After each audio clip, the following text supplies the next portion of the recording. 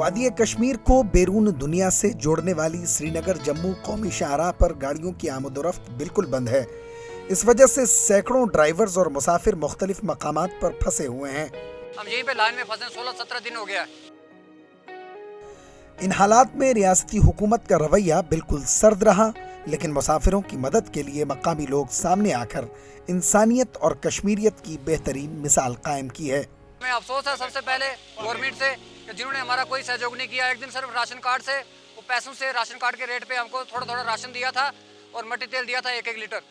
But یہاں کی public نے ابھی تک پورا سہجوگ دے رہے ہیں، ابھی دیا بھی ہے اور دے بھی رہے ہیں۔ کچا راشن دیا پلس پکا کے ہم کو وہاں بھی کھلایا اور گاڑی تک پکا کے ہم کو پہنچایا کھانا بنا پیسوں سے۔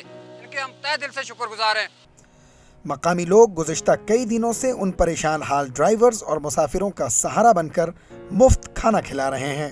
لوکل کشمیریوں کا اتنا بول بھی نہیں سکتے، اتنا ہمارے کو گھر والے نہیں دیں گے جتنا انہوں نے ہمارا ساتھ دیا۔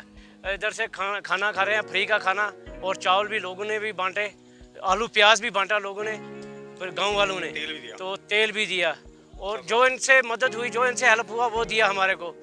ڈرائیورز اور مسافروں نے مقامی لوگوں کا شکریہ ادا کرتے ہوئے کہا کہ حکومت کی عدم توجہی کی وجہ سے وہ مالی مشکلات سے دوچار ہیں۔